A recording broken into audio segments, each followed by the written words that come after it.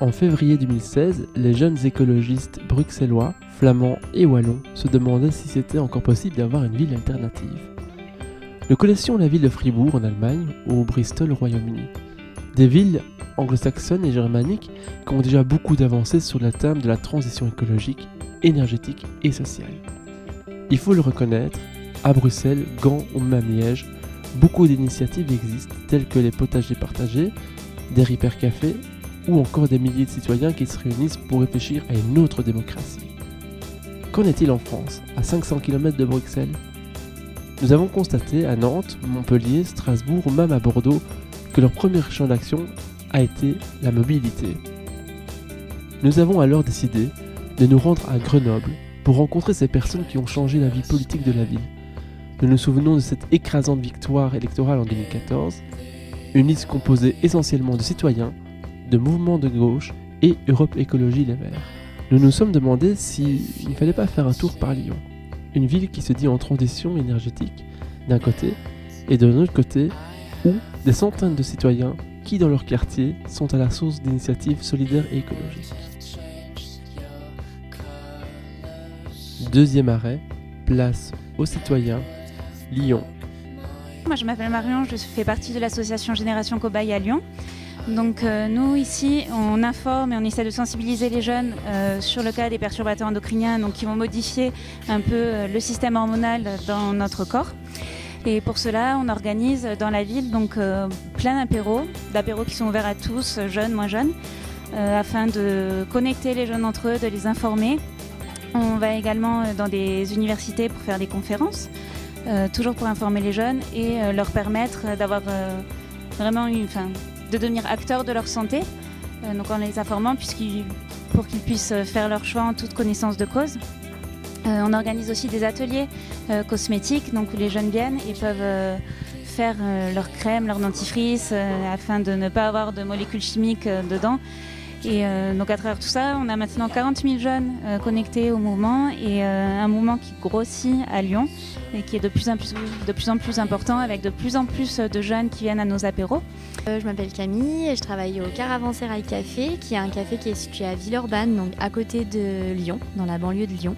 Et le Caravansérail Café est un café qui est porté par une association qui s'appelle Éducation en héritage. Et Éducation en héritage promeut une réforme sociétale par le biais de l'éducation. Et elle a choisi d'ouvrir un café solidaire, végétarien et bio pour mettre en place, en pratique, les valeurs qu'elle promeut. Donc ce café, c'est un lieu de restauration et de café où on peut déguster des thés, on peut manger des plats pour des prix qui sont très abordables. Et c'est également un lieu d'échange, notamment il y a tout un coin pour les enfants, donc les parents peuvent venir avec leurs enfants.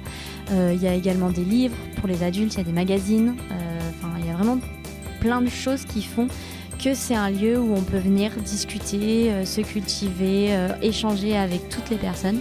Et il est situé dans un quartier relativement populaire.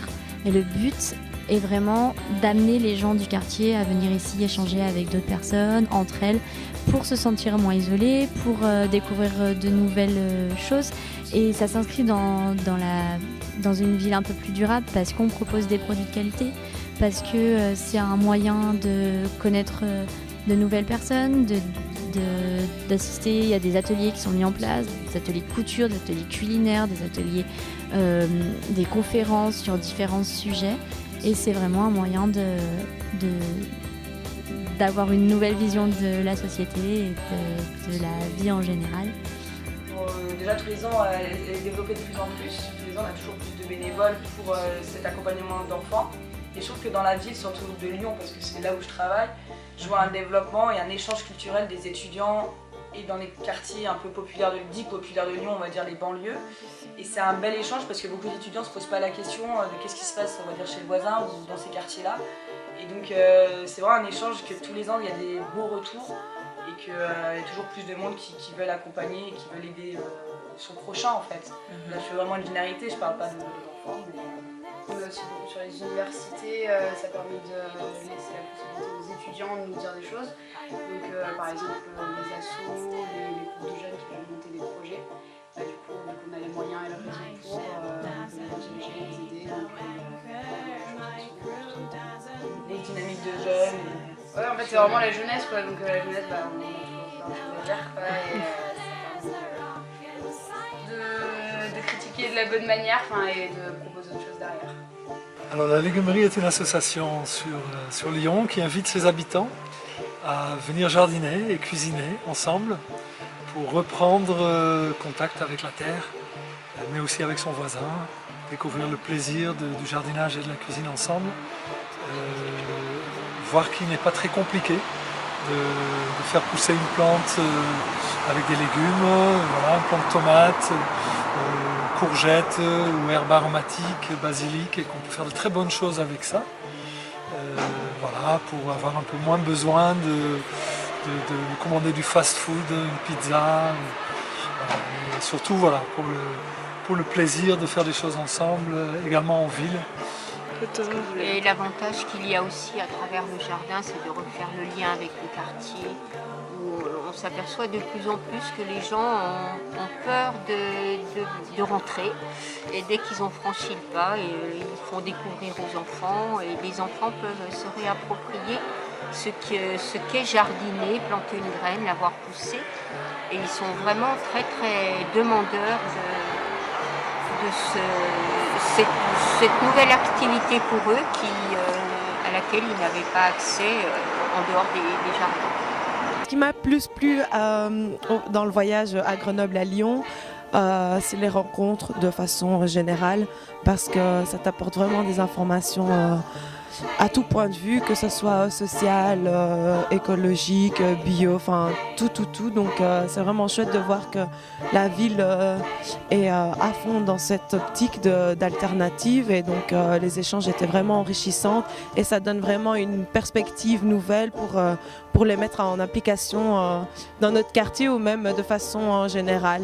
Donc un café associatif intergénérationnel où tout le monde peut aller quand le café est ouvert, et c'est vraiment un lieu de discussion et d'échange entre différentes générations, différents âges, et c'est aussi un projet d'insertion de la population, donc les gens se sentent concernés, peuvent proposer des choses, et c'est comme ça que les gens se sentent plus impliqués et sont contents, parce qu'ils peuvent vraiment construire quelque chose. Je retiens le potager qu'on est allé visiter, et véritablement je pense que c'est ce que je ramènerais à Bruxelles. C'était très intéressant de voir finalement que tout démarre d'un élan citoyen, que le mouvement politique finalement doit accompagner ce mouvement citoyen. Donc, ici, je viens de sortir des toilettes, je viens d'offrir un beau cadeau à Madame Nature, et tout ça, ça permet de fertiliser le sol, et notamment les potagers urbains. Et on en a visité quelques-uns à Lyon et Grenoble, et c'est une belle source d'inspiration de travail collectif pour une autre société. C'est le potager urbain de la Légumerie qu'on a visité donc à Lyon, parce que j'aimerais également moi aussi implanter un potager urbain en fait dans mon quartier, et le fait d'avoir eu écho de ce qui s'était passé et également de la manière dont ça s'était mis en place, ça m'a un peu reboosté en fait dans le fait de proposer ce projet aux personnes de mon quartier.